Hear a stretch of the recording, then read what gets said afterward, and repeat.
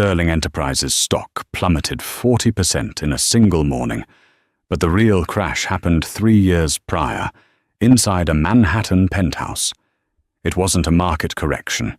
It was a moral bankruptcy. When Alistair Sterling looked at his wife, 6 months pregnant with twins, and handed her divorce papers instead of a jagged breath of apology, he didn't just break a vow, he ignited a war. He chose the glitter of a supermodel over the substance of a partner. But he forgot one crucial rule of business and life. Never underestimate the competition, especially when that competition is Nathaniel Blackwood, the one man waiting to catch what you were foolish enough to throw away. This isn't just a breakup. It's a hostile takeover of the heart.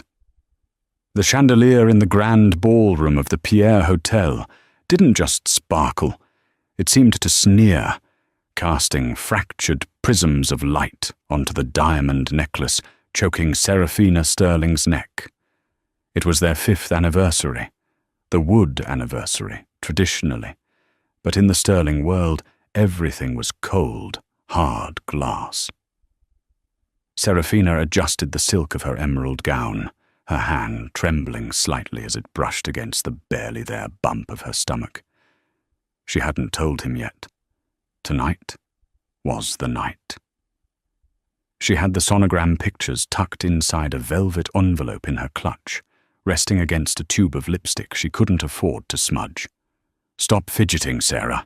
Alistair's voice was a low hiss, barely audible over the clinking of crystal and the hum of the string quartet playing Vivaldi. "The shareholders are watching. You look nervous. Nervous looks guilty." Alistair Sterling stood tall, a monument to ruthless efficiency. At 34, he was the youngest CEO in the Fortune 500, a man whose jawline was as sharp as his business acumen. He wore a bespoke Brioni suit that cost more than Seraphina's childhood home. "I'm not nervous, Alistair," she whispered, forcing a smile that didn't reach her eyes. I have a surprise for you later." "A good one." Alistair didn't look at her. His gaze was fixed across the room, tracking a figure in a dress made of red sequins and bad intentions. "I have a surprise for you too, Seraphina, but let's get the speeches over with." The air in the room felt thin, recycled. Seraphina watched as Alistair took the stage. The applause was polite, terrified reverence. He spoke of growth, of Q3 earnings, of the future of Sterling tech. And then he paused. "Growth," Alistair said, his voice amplified, booming through the hall. "Growth requires shedding dead weight. It requires the courage to pivot when an asset no longer yields a return." A few people chuckled, thinking it was a corporate metaphor. Seraphina felt a cold dread pool in her stomach.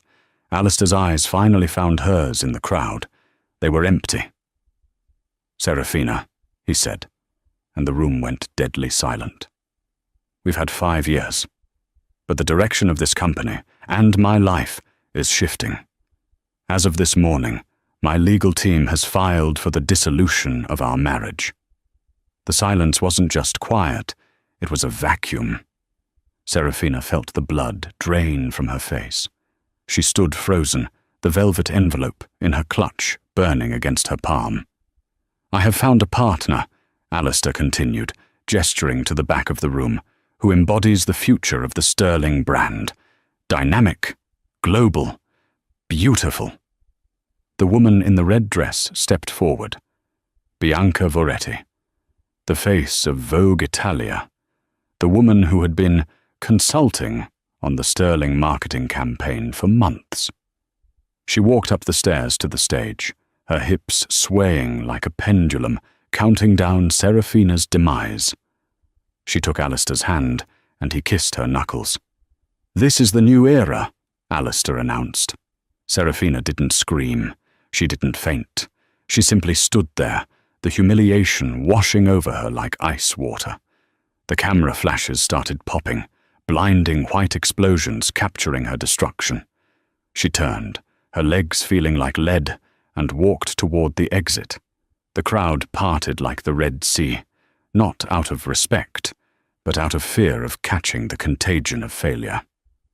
In the lobby, Alistair caught up to her, breathless not from emotion, but from the rush of his performance. "The prenup is ironclad, Sarah," he said, checking his Patek Philippe watch. "You get the flat in Chelsea and a stipend for 2 years. Don't make this messy." Serafina looked at him, really looked at him, and saw a stranger. She reached into her clutch and pulled out the velvet envelope. "I was going to give you this," she said, her voice shaking. Alistair took it, frowned, and opened it. He stared at the sonogram. 2 distinct heartbeats. He looked up, his expression unreadable for a second, before it hardened into something cruel. Convenient timing. But it changes nothing. My lawyers will arrange a paternity test. Until then, you're on your own. Bianca doesn't like children, and quite frankly, neither do I. If they are mine, I'll pay the support, but don't expect me to play father." He dropped the photo on the marble floor and walked back to the applause. 3 months later, the Chelsea flat was gone. The ironclad prenup had a morality clause that Alistair's lawyers had twisted. They claimed Serafina had been emotionally unstable and damaging to the company reputation during the divorce proceedings, effectively freezing her assets. She was living in a cramped studio in Queens, waiting tables at a diner that smelled of grease and despair. Her belly was undeniable now. Twin boys. She called them Leo and Luna in her head, even though she knew they were both boys. She just needed softness in her life. It was a rainy Tuesday when the humiliation reached its peak. Serafina was on her knees, scrubbing a coffee stain off the floor of the diner, when a pair of polished Oxford shoes stopped inches from her face. "Is this the level of service one expects here?" a familiar, mocking voice asked. She looked up. It was Bianca Veretti, draped in a white fur coat that shouldn't have been anywhere near Queens. Alistair was behind her, looking bored, tapping away on his phone. "We took a wrong turn heading to the airport," Bianca laughed, looking down at Serafina. "Oh my God, Alistair, look, it's the ex." Alistair glanced down. He saw his ex-wife, heavily pregnant with his children, wearing a stained apron. He didn't blink. "Let's go, Bianca. The smell in here is atrocious." "Wait," Bianca smirked. She pulled a $100 bill from her purse and crumpled it, dropping it onto the wet floor next to Serafina's hand. "For the baby. Buy some diapers. Or some dignity." They turned to leave, the bell on the door jingling cheerfully. Serafina stared at the bill. Tears blurred her vision, hot and stinging. She reached for the money. She needed it. God help her, she needed it. But a large, tanned hand intercepted her own. "Don't!" a deep voice rumbled. Serafina flinched, looking up. Standing there was a man who looked like he had been carved out of granite and thunder. He was tall, broader than Alistair, with dark hair greying at the temples and eyes the colour of a stormy sea. He wore a charcoal suit, no tie, the top button of his shirt undone. Nathaniel Blackwood, the owner of Blackwood Heavy Industries. Sterling's only real rival, the man Alistair hated more than anyone on earth. Nathaniel picked up the $100 bill, smoothed it out, walked to the counter, and dropped it in the tip jar. Then he walked back to Serafina and extended a hand. "Get up, Serafina," he said. It wasn't a command. It was an invitation. I can't," she stammered, struggling to find her footing with the weight of the pregnancy. "I'm working." "Not anymore," Nathaniel said. He signaled to the diner manager, a greasy man named Carl. How much to buy out her shift? Actually, how much to buy out her contract? "She ain't got a contract, mister. She's at will," Carl grunted. "Then she resigns," Nathaniel said. He looked back at Serafina. You studied art history at Yale, didn't you? Top of your class. You curated the Masterworks exhibit at the Met before Alistair made you play trophy wife. Serafina blinked, stunned. How do you know that? I do my research, and I hate wasted potential. Nathaniel's eyes dropped to her stomach, and for a fleeting second, the hardness in his face softened. And I hate bullies. Alistair Sterling is a bully. Why do you care? She asked, wiping her hands on her apron. Because, Nathaniel said, his voice dropping an octave, I need a wife, and you, Serafina, need a war chest. The penthouse of the Blackwood building was different from the Sterling mansion, where Alistair's home was all chrome and white leather, sterile like a hospital. Nathaniel's home was rich with mahogany, leather-bound books, and warm amber lighting. It smelled of tobacco and cedar. Serafina sat on a plush velvet sofa, her hands resting protectively over her twins. Nathaniel poured 2 glasses of sparkling water. No alcohol for her, he'd insisted immediately, and sat opposite her. Here is the situation, Nathaniel began, sliding a thick document across the coffee table. My board of directors is old-fashioned. They believe a family man is a stable man. They are threatening to block my acquisition of a European logistics firm because they think I'm too rogue. And you want me to play the part? Serafina asked, skepticism lining her voice. I don't want you to play a part. I want you to be my partner, Nathaniel corrected. We marry. It's legal, binding. You get full access to my resources, top-tier medical care for the delivery, a trust fund for the children that Alistair can never touch, a seat on the board of my charitable foundation so you can resume your work in the art world. And what do you get? I get the image I need, and, Nathaniel leaned forward, I get the satisfaction of seeing the look on Alistair's face when he realizes he threw away a queen. He doesn't want me, Nathaniel. He made that clear. He doesn't want the woman he diminished, Nathaniel said firmly. He doesn't know the woman you're about to become. Serafina looked at the papers. And the babies? They aren't yours. Biology is the least interesting part of fatherhood, Nathaniel said. I can't have children, Serafina. A medical issue from my time in the military. These boys, if you let me, I will raise them as Blackwoods. They will carry my name, if you wish. They will be heirs to an empire that dwarfs Sterling Tech. Serafina felt a crack in the wall she had built around her heart. Why? Because, Nathaniel stood up and walked to the window, looking out over the city lights. I saw you at that gala 3 years ago. Before the announcement, you fixed Alistair's tie. You spoke to the waiters with kindness. You have grace, Serafina. Real grace. Alistair thought you were weak because you were kind. He was wrong. She signed the papers. The wedding was small, private, held in a chapel in the Hamptons. No press, no fanfare, just a promise. 2 months later, the twins came. It was a difficult birth. Serafina was weak from months of stress and poor nutrition.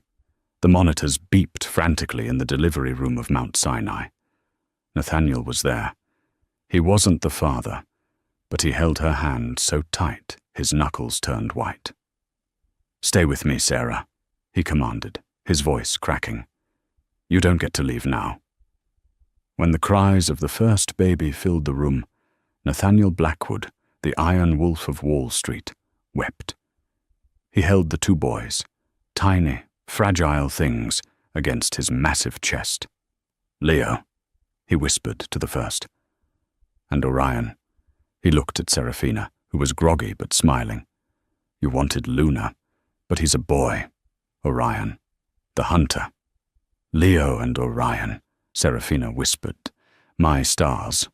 Our stars, Nathaniel corrected softly. While Serafina recovered, Nathaniel went to work. He didn't just sign the birth certificates. He legally adopted them before the ink was dry. He hired the best nannies, not to raise them, but to help Serafina so she could sleep. He moved his office to the home library so he could hear them cry. Meanwhile, across the city, Alistair Sterling was discovering that life with Bianca Voretti was expensive. The consulting fees were astronomical. She threw tantrums if the jet wasn't ready, and the public loved the idea of them, but the shareholders were noticing Alistair was distracted. But the real blow came 6 months later. The Metropolitan Museum of Art Gala, the biggest night of the year. Alistair arrived with Bianca. She wore a dress that showed too much skin, desperate for attention. Alistair looked tired. His stock was down 8% that quarter. Then the murmurs started. A hush swept over the red carpet. A sleek vintage Rolls-Royce pulled up. The door opened. Nathaniel Blackwood stepped out, looking regal in a tuxedo. He reached a hand inside. Serafina emerged. She was breathtaking. She wore a gown of midnight blue velvet that hugged her post-pregnancy curves in a way that screamed power, not vulnerability. Diamonds, Blackwood family heirlooms, glittered at her throat. She looked healthier, stronger, and more beautiful than she ever had with Alistair. She took Nathaniel's arm, and he looked at her with a heat that made the cameras go wild. Alistair froze on the stairs. Bianca tugged at his arm. "Ali, come on, they're taking pictures of her." "That's—" Alistair's voice trailed off. Serafina locked eyes with Alistair. She didn't look down. She didn't tremble. She smiled, a cool, detached smile reserved for strangers. "Hello, Alistair," she said as they passed him on the stairs. "I believe you know my husband." Nathaniel paused, leaning in close to Alistair. "Great party, Sterling. By the way, the twins started crawling today. Leo has your chin. Shame he'll never have your name." They walked past, ascending the stairs into the light, leaving Alistair Sterling in the shadows of his own making. The collapse of an empire rarely happens with a single explosion. It happens with a series of ignored structural fractures.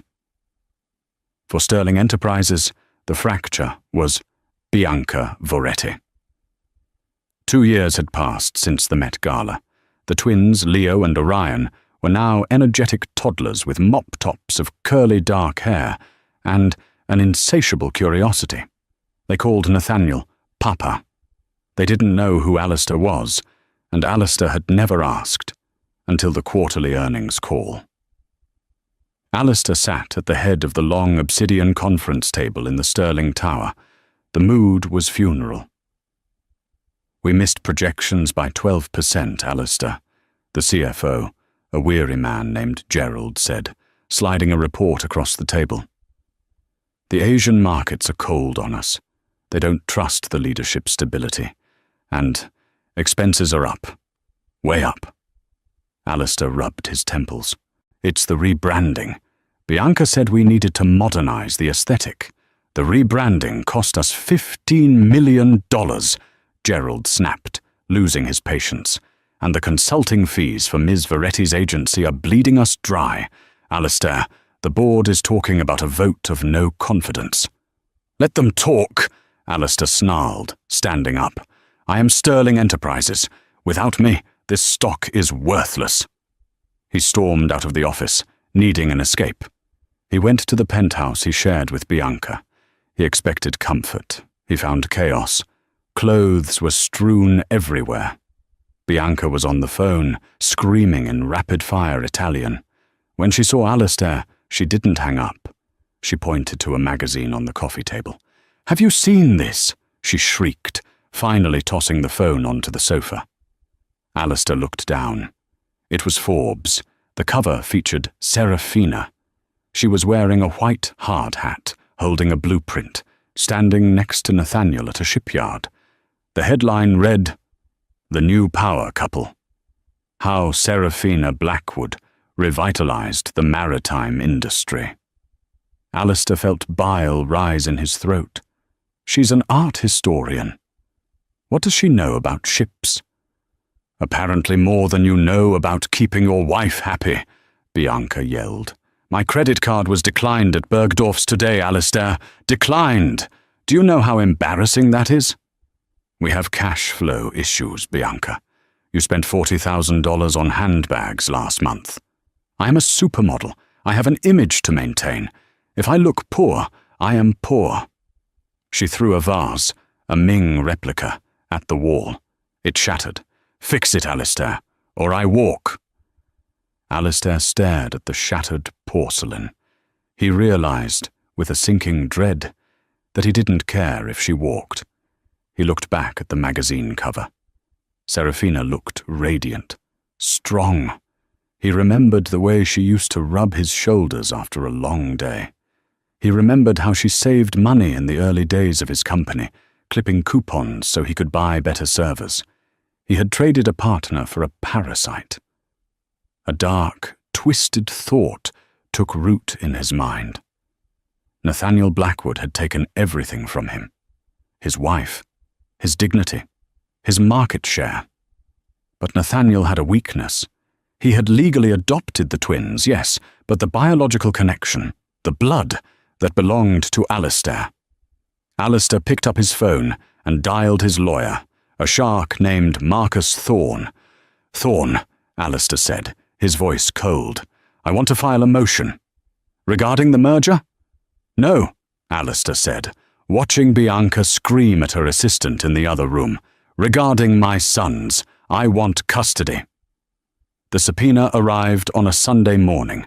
Serafina was in the garden of their Hamptons estate, watching Nathaniel teach the boys how to plant hydrangeas. Nathaniel didn't mind the dirt. He was on his knees, laughing as Leo tried to eat a handful of soil. No, Leo, that's for the worms, Nathaniel chuckled, gently wiping the dirt from the boy's face with his thumb. The gate buzzer rang. A process server walked up the driveway. The security detail stepped forward, but Serafina waved them off. She took the envelope. She opened it, and the color drained from her face. What is it? Nathaniel asked, dusting off his hands and walking over. He saw her expression and immediately went into protective mode, his body tense. It's Alistair, she whispered. He's suing for full custody. Nathaniel snatched the papers. His eyes scanned the legal jargon. Alienation of affection, denial of biological rights, unfit environment due to husband's dangerous business connections. Dangerous business connections? Nathaniel scoffed. I run a logistics company, not a cartel.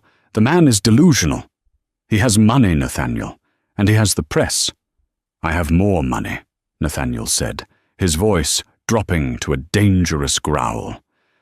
And I have the truth. The media storm began 24 hours later. Alistair went on a morning talk show. He wore a soft blue sweater, looking humble, contrite, and teary-eyed. I made mistakes in my marriage, Alistair told the host, wiping a fake tear. I admit that. But Serafina, she took my children to hurt me. She moved in with my business rival out of spite. I haven't seen my boys in 2 years. I just want to be a father. Every man deserves a chance to be a father. The public, fickle as ever, began to sway. Fathers' rights began trending. People forgot about the affair, the pregnant abandonment. They only saw a crying man who missed his sons. The court date was set for a month later. Inside the Blackwood residence, the atmosphere was tense. Nathaniel's legal team, the best in the country, was gathered in the library. He's playing dirty, the lead attorney, a woman named Rebecca, said. He's demanding a paternity test to establish biological irrefutability. Then he's going to argue that your adoption was fraudulent because Serafina coerced you into it to hide the children from him. Coerced me? Nathaniel laughed, a dry, humorless sound. I begged her to let me protect them. It doesn't matter what's true, Rebecca said. It matters what looks true. We need to kill this in the deposition. The day of the deposition arrived. Alistair walked into the conference room, flanked by 3 lawyers. He looked smug. He winked at Serafina. Nathaniel sat stone-faced. "Mr. Sterling," Rebecca began, "you claim you want custody. Can you tell me the date of the twins' birth?" Alistair paused. He adjusted his cufflinks. "It was in May. Mid-May." "Wrong. June 2nd, Rebecca said. "Can you tell me their middle names?" I wasn't consulted on their names. You were sent a birth announcement via certified mail. You returned it unopened." Rebecca slid a returned envelope across the table. "Can you tell me if they have any allergies?" "This is trivia," Alistair snapped. "I am their father." "Biologically, perhaps," Nathaniel spoke for the first time. His voice vibrated through the table. "But let's talk about biology, Alistair. Let's talk about the stress levels in Serafina's blood when you served her divorce papers while she was carrying them. Let's talk about the malnutrition she suffered because you cut off her access to funds." "I did no such thing," Nathaniel signaled to Rebecca. She played a recording. It was a voicemail Alistair had left his lawyer 3 years ago. Voice of Alistair. "Cut her off, Thorne. Freeze the joint accounts. If she wants to eat, she can beg. Maybe the stress will solve the pregnancy problem for me." The room went silent. Even Alistair's lawyers looked uncomfortable. "You wanted them dead?" Nathaniel said, his voice trembling with suppressed rage. "You hoped she would miscarry. And now that they are healthy, now that they are heirs to the Blackwood Trust, suddenly you want to be Dad?" Alistair stood up, slamming his hands on the table. "That recording is inadmissible. It's privileged." "Actually," Rebecca smiled, "you left that voicemail on the company phone that belongs to Sterling Enterprises, which, as of this morning, has a new majority shareholder." Alistair froze. "What?" "I didn't just buy your debt, Alistair," Nathaniel said, leaning back in his chair. "I bought your board. They voted to sell the controlling stake to Blackwood Industries at 9 a.m. today. I own the phone. I own the recording. And I own you." Alistair sank back into his chair, his face pale grey. "We will drop the custody suit," Alistair's lawyer whispered frantically to him. "Right now, we drop it." "No," Nathaniel said. "You won't just drop it. You will sign a termination of parental rights, permanent, irrevocable. Or I release that audio tape to the press, and you will never sit on a board of directors again. You will be a pariah." Alistair looked at Serafina. She wasn't looking at him. She was looking at a photo of the boys on her phone, smiling softly. She didn't even care enough to hate him anymore. That realization hurt more than the bankruptcy. He signed the papers. Alistair Sterling returned to his penthouse a broken man. He was no longer CEO. He was a figurehead with a golden parachute that Nathaniel Blackwood had dictated. He had money, but no power. And for a man like Alistair, that was death. He opened the door, expecting Bianca to be waiting with a complaint. Instead, the apartment was quiet. Too quiet. The closets were open, empty. The jewelry box on the vanity was swept clean. On the dining table there was a note, pinned down by her engagement ring, a 5-carat diamond he had bought to shut her up after the scandal. "Alistair, I don't do former CEOs. I have a meeting with a producer in LA. He thinks I have potential as an actress. Don't come looking for me. By the way, I sold the story of our affair to the tabloids. Exclusive rights. They paid more than you've given me in 6 months. Ciao B." Alistair stared at the note. He laughed, a manic, hollow sound that echoed off the marble walls. He poured himself a scotch, drank it, and poured another. He turned on the TV. The news was already running the story. But it wasn't just Bianca's interview. It was worse. "Breaking news. The fall of Sterling. Insider Trading Investigation Launched. The screen showed Bianca, looking glamorous and tearful, talking to a reporter. "He made me do it," Bianca was saying on screen, dabbing her eyes with a tissue. "He told me to leak false information about the Blackwood merger to drive down their stock price so he could buy it cheap. I didn't know it was illegal. I was just a girl in love." It was a lie, a complete fabrication. Bianca had been the one to suggest corporate espionage, but she had played the victim card perfectly. She had immunity. Alistair did not. Alistair's phone started ringing. It was the SEC, then the DOJ. He sat on his white leather sofa, the one Serafina had hated because it was too cold, and watched his life disintegrate in high definition. Meanwhile, across the city, the Blackwood home was warm and filled with the smell of roasting chicken. Serafina was in the kitchen, chopping vegetables. Nathaniel walked in, his suit jacket off, his tie loosened. He walked up behind her and wrapped his arms around her waist, resting his chin on her shoulder. "It's done," he murmured into her hair. He signed the termination rights. He can never contest the adoption again. Serafina put down the knife and turned in his arms. She buried her face in his chest, letting out a breath she felt like she'd been holding for 3 years. "Is it really over?" "The threat is over," Nathaniel said. "But the news. Have you seen it? About Bianca?" Serafina nodded. "I saw. Do you think she's telling the truth?"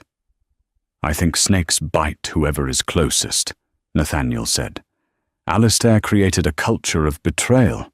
He's just finally experiencing it from the receiving end." "I almost feel sorry for him," Serafina admitted. "Almost." "Don't," Nathaniel said, lifting her chin to look her in the eyes. "He made his choices. Now we make ours. And what are our choices?" "Well," Nathaniel smiled, a boyish glint in his eye. "I was thinking, the boys are asking for a puppy, and I was thinking, maybe the house is big enough for one more." Serafina's eyes widened. "A dog?" "No." Nathaniel's hand moved to her stomach, resting there gently. "I mean, we have the doctor's clearance now. We could try. For a sister or a brother?" Serafina smiled, tears pricking her eyes. "You want more children?" "I want a family, Sarah, with you.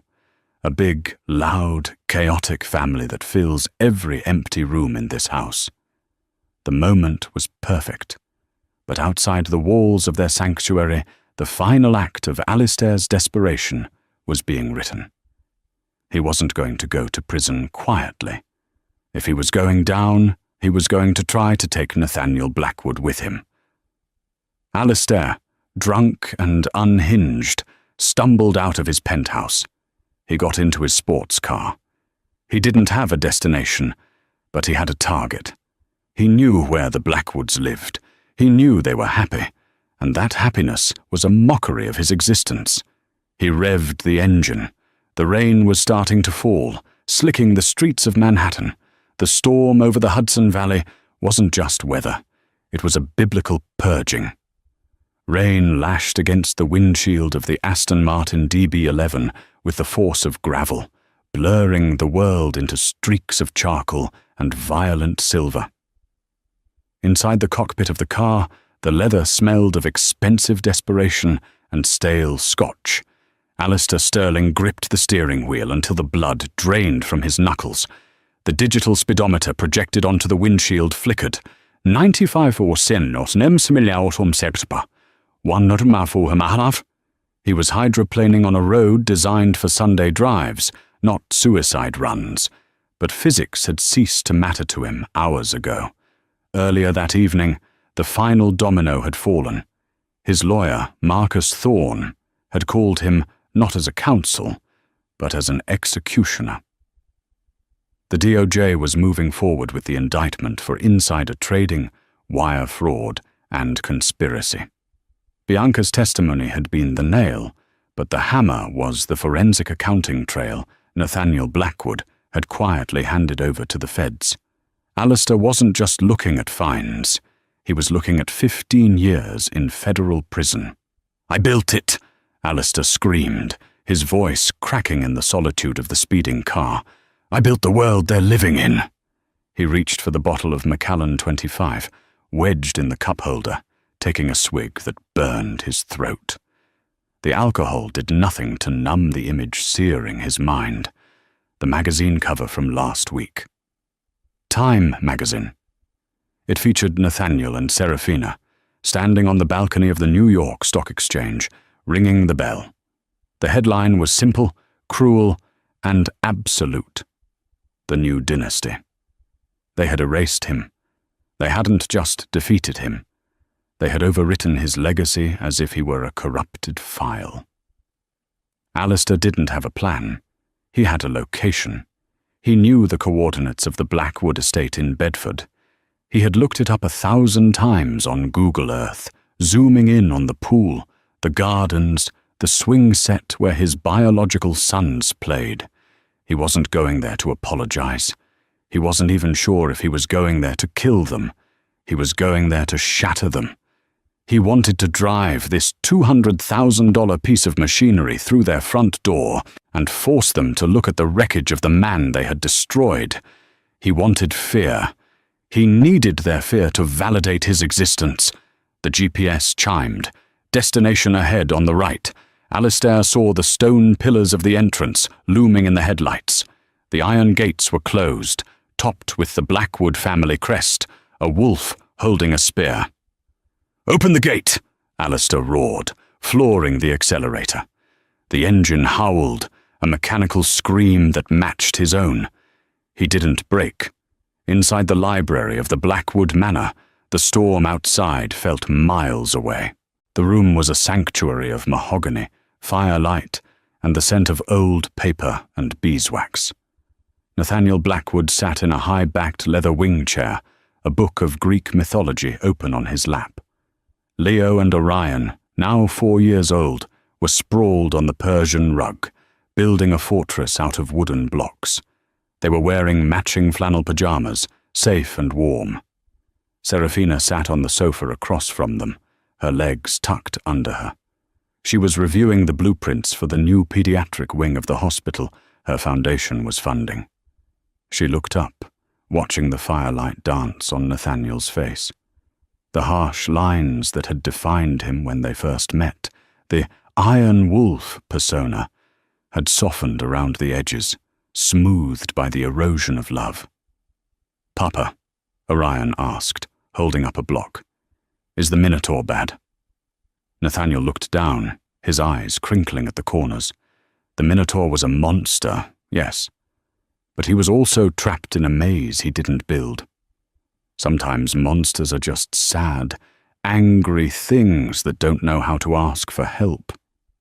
"I'd fight him," Leo declared, brandishing a plastic sword. "I'd protect Mama." Nathaniel's expression turned serious, filled with a fierce pride. "I know you would, Leo. But the best way to fight a monster is to make sure you never become one." Serafina smiled, a profound sense of peace settling in her chest. It was a peace she had fought for, bled for. She looked at the clock. It was almost 9 p.m. "All right, warriors," she said softly. "The fortress has to close for the night. Bedtime." A collective groan rose from the floor. 5 more minutes. "Negotiations are closed," Nathaniel teased, preparing to stand up. That was when the world ended. It wasn't a sound. It was a concussion. A horrific, metal-shrieking crunch that vibrated through the floorboards and rattled the crystal decanters on the sidebar. The heavy oak front doors, located down the hall, shuddered in their frames. Serafina dropped her blueprints, her hand flying to her mouth. The boys froze, their eyes wide with terror. Nathaniel was on his feet instantly. The father vanished. The soldier appeared. His posture shifted, his center of gravity dropped. "Stay here," he commanded, his voice low and devoid of panic. "Serafina, take them behind the desk. Lock the library door. Do not open it unless you hear my voice." "Nathaniel, no," she whispered, standing up, her heart hammering against her ribs. "Call the police." "I will, but I have to see what that was." He grabbed a heavy iron poker from the fireplace, a primitive weapon, but effective, and moved into the hallway. He pulled his phone from his pocket, dialing 911 as he walked toward the foyer. The scene that awaited him was nightmare fuel. The massive wrought iron gates at the end of the driveway hadn't just been hit, they had been obliterated. But the car hadn't made it to the house. The Aston Martin had careened off the stone pillar, spun 360 degrees, and slammed sideways into an ancient oak tree halfway up the drive. The car was a crumpled ball of foil. The horn was stuck, blaring a continuous dying note that cut through the sound of the rain. Steam hissed from the shattered radiator, mixing with the smoke beginning to curl from the undercarriage. Nathaniel didn't hesitate. He dropped the poker and sprinted into the storm. The freezing rain soaked him to the bone in seconds, but he didn't feel it. He ran toward the wreck, his boots sliding on the wet gravel. As he got closer, he smelled it. Gasoline, raw, pungent, and dangerous. "Hey!" Nathaniel shouted, reaching in the car. "Can you hear me?" He peered through the shattered driver's side window. The airbag had deployed, but it was deflating. The driver was slumped forward, blood masking half his face. But even through the ruin, even through the blood and the years, Nathaniel recognized the cut of the suit. He recognized the Patek Philippe watch on the limp wrist. "Alistair," Nathaniel breathed, the name tasting like ash. The fire under the hood flickered, growing brighter. An orange glow illuminated the wet grass. Nathaniel tried the door handle, locked, jammed by the impact. "Alistair!" Nathaniel pounded on the glass. "Wake up!" Inside the car, Alistair Sterling floated in a dark, warm void. He heard a voice calling him from a great distance. It sounded like his father. No, it sounded like his shareholders. He opened his eyes. The world was spinning. There was a man outside the window, a giant, a demon. Alistair fumbled for the door handle, his fingers numb. "Go away," he slurred, coughing as smoke began to fill the cabin. "Let me finish it." "You don't get to die here, Sterling," Nathaniel roared. He looked around, seeing a heavy piece of the iron gate lying in the grass nearby. He grabbed it, wielding it like a battering ram. Smash! The safety glass shattered into thousands of diamonds. Nathaniel reached in, unlocking the door, and wrenched it open with a groan of exertion, metal screeching against metal. The heat from the engine was intense now. Flames were licking up the dashboard. "Get out," Nathaniel ordered, unbuckling Alistair's seatbelt. "No," Alistair wheezed. He looked at Nathaniel with eyes that were glassy and filled with a terrifying emptiness. "I have nowhere to go. You took it. You took the house, the company, the boys. You threw them away." Nathaniel grabbed Alistair by the lapels of his ruined suit. "You treated them like assets to be liquidated. Now move, damn you!" Nathaniel hauled him out. Alistair was dead weight, his legs dragging. Nathaniel pulled him across the wet lawn, putting 10 yards, then 20, between them and the ticking time bomb of the car. They collapsed onto the wet grass, just as the gas tank ignited. Boom! The explosion turned the night into day. A fireball rolled into the sky, singeing the leaves of the oak tree. The concussion wave washed over them, hot and forceful. Nathaniel lay on his back, breathing hard, the rain cooling his burning face. Alistair lay beside him, curled in a fetal position, watching his car, his last symbol of power, burn to a skeleton. Alistair started to laugh. It was a wet, gurgling sound. "You should have let me burn. It would have looked better for the quarterly report." Nathaniel sat up, wiping mud from his eyes. He looked down at the man who had been his rival, his enemy. and now his burden. "You think death is the punishment?" Nathaniel said, his voice cutting through the roar of the fire. "No, Alistair. Death is too easy. You're going to live. You're going to live to see every birthday you miss. You're going to live to see the stock hit record highs without your name on the letterhead. You're going to sit in a cell and watch the world forget you." Sirens wailed in the distance, getting louder. Blue and red lights began to strobe against the trees.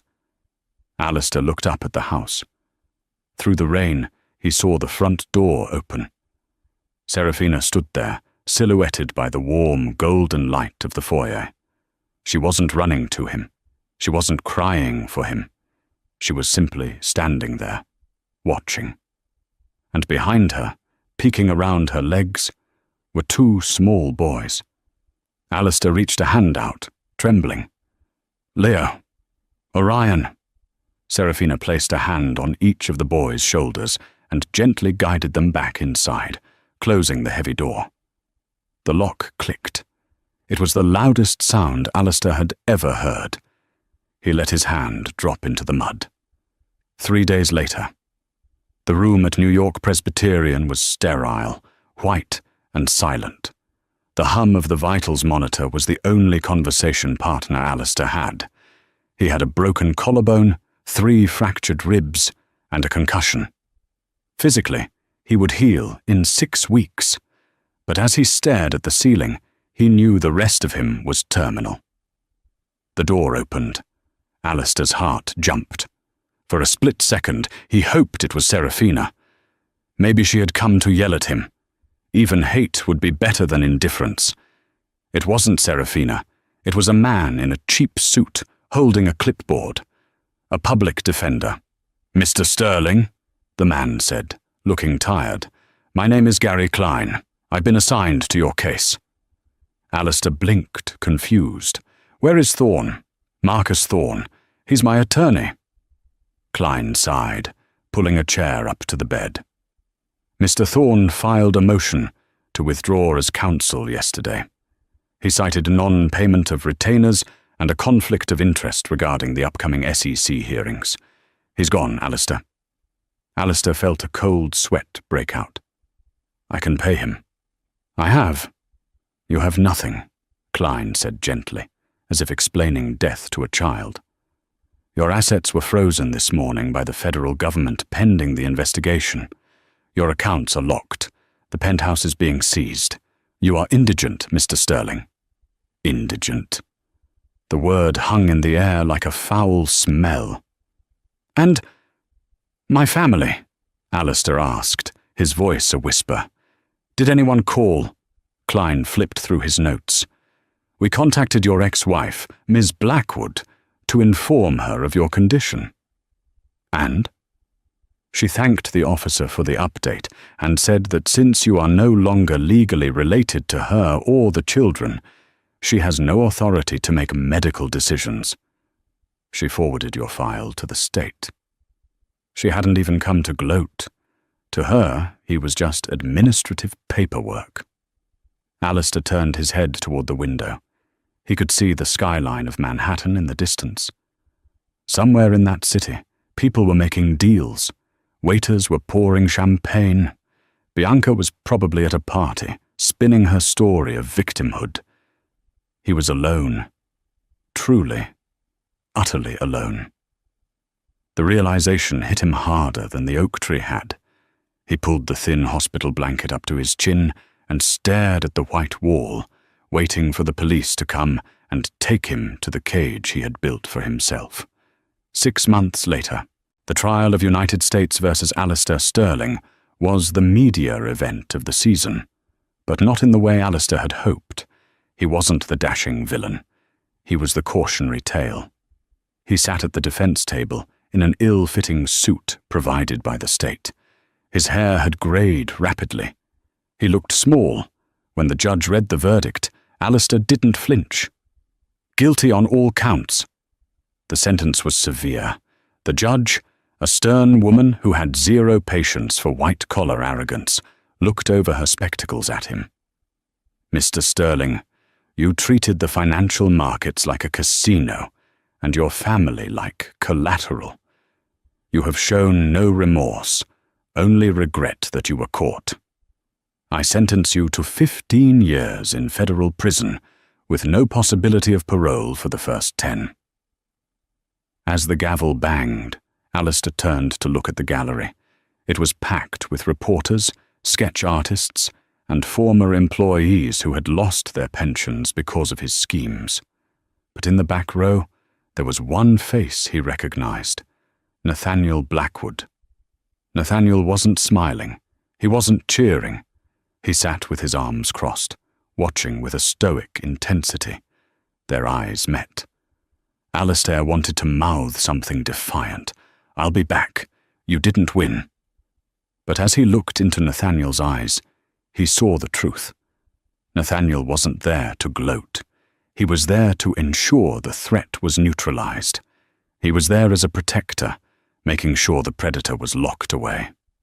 Nathaniel gave a single, slow nod, a final acknowledgement of the end of the war, and then stood up. He turned his back and walked out of the courtroom, pushing through the heavy double doors into the sunlight. Alistair watched the doors swing shut. The bailiff grabbed his arm. "Let's go, Sterling." 5 years later, the sun over the Val d'Orzia was a heavy, golden honey, draping the rolling hills in warmth.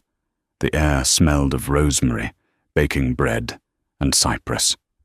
At the Blackwood Summer Estate, a restored farmhouse that dated back to the 17th century, a long wooden table was set under a pergola covered in wisteria. Serafina walked out of the kitchen, carrying a large platter of roasted lamb and artichokes. She was 40 years old now, and she had never looked more radiant. The stress lines that had once marred her forehead during the Sterling years were gone, replaced by laugh lines that crinkled when she smiled. She wore a simple linen dress, her feet bare against the warm stone of the patio. "Lunch is ready," she called out, her voice carrying over the breeze. "Coming, Mama." 2 boys, now 9 years old, came sprinting from the olive grove. Leo and Orion were tall for their age, with sun-bleached hair and skinned knees. They were breathless, laughing, shoving each other playfully as they raced to the table. Trailing behind them was Nathaniel. He was carrying a toddler on his shoulders, a little girl with wild, dark curls and Serafina's eyes. This was Eleanor, the surprise blessing they hadn't thought possible. Nathaniel swung Elena down, kissing her cheek before placing her in her high chair. He looked at the boys. "Wash your hands. I saw you digging for beetles. I don't want dirt on the bread." "But Papa, we found a huge one," Orion exclaimed, splashing his hands in the outdoor basin. "A stag beetle. It had massive pincers." "Did you keep it?" Nathaniel asked, pouring wine for Serafina. "No," Leo said, drying his hands. "Orion wanted to, but I said we should let it go. It has a family too, probably." Nathaniel froze for a second, the bottle hovering over the glass. He looked at his son, the son who shared Alistair's DNA, but Nathaniel's heart. "That was kind of you, Leo," Nathaniel said, his voice thick with emotion. "Mercy is the mark of a strong man." Serafina reached across the table and squeezed Nathaniel's hand. She knew what he was thinking. They rarely spoke of Alistair. He was a ghost, a shadow that had once darkened their door, but had been banished by the light they had built together. They ate, the conversation flowing easily from soccer practice to the harvest to Elena's first words. It was mundane, it was simple, and it was everything Serafina had ever wanted. As the sun began to dip lower, casting long shadows across the vineyard, Nathaniel leaned back in his chair, watching the boys chase the family dog, a golden retriever named Buster, through the tall grass. "Do you ever wonder?" Serafina asked softly, tracing the rim of her glass. "About what? If things had been different, if he hadn't..." done what he did. Nathaniel looked at her. If he hadn't been a fool, I would never have met you. I would still be a workaholic living in a silent penthouse, and those boys wouldn't know what it means to be truly safe. He stood up and walked behind her chair, wrapping his arms around her shoulders and resting his chin on her head. I don't thank him for the pain he caused you, Nathaniel whispered. But I thank the universe that he was blind enough to let you go, because picking up the pieces of his mistake was the greatest honor of my life. Serafina leaned back into him, closing her eyes. He wanted to be a king, she murmured. He was a king, Nathaniel said, looking out at his children running free under the Tuscan sky. But he forgot that a king without a queen and a kingdom of love is just a man in a chair. Far away, in a correctional facility in upstate New York, inmate 784-22 sat on the edge of his bunk. It was recreation hour, but he didn't go outside. It was raining. Alistair Sterling held a crumpled photograph in his hand. It was the only one he had, a paparazzi shot torn from a newspaper years ago. It showed Serafina getting into a car, heavily pregnant. He couldn't see her face clearly, but he stared at it anyway. The guard walked by. Lights out in 10, Sterling. Alistair nodded. He placed the photo under his pillow. He lay down and stared at the concrete ceiling. He tried to remember the sound of Leo's laugh or the color of Orion's eyes, but all he could hear was the rain, and all he could see was grey. He closed his eyes and waited for sleep, the only place where he still owned anything at all. The fall of Alistair Sterling wasn't written in the stars. It was written in the fine print of his own arrogance. He believed that value was determined by net worth and that loyalty was a depreciating asset. He was wrong. Serafina proved that a woman's worth isn't in who she stands behind, but in who she stands with. Nathaniel Blackwood showed that being a father isn't about biology. It's about showing up when the storm hits. In the end, Alistair lost, not because he was outsmarted, but because he was outclassed. He chased the glitter of a model and lost the gold of a family, learning the hardest lesson of all. You can buy a house, but you have to build a home. Wow, what a roller coaster. From the boardroom to the jail cell, Alistair definitely got what he deserved. But what do you think? Did Nathaniel let him off too easy by saving him from the car crash, or was living with the guilt the ultimate punishment? Let me know your thoughts in the comments below. I read every single one. If you enjoyed this story of justice and romance, please smash that like button. It really helps the channel. And don't forget to subscribe and hit the notification bell so you never miss the next part of our Billionaire drama series. Thanks for watching, and see you in the next video.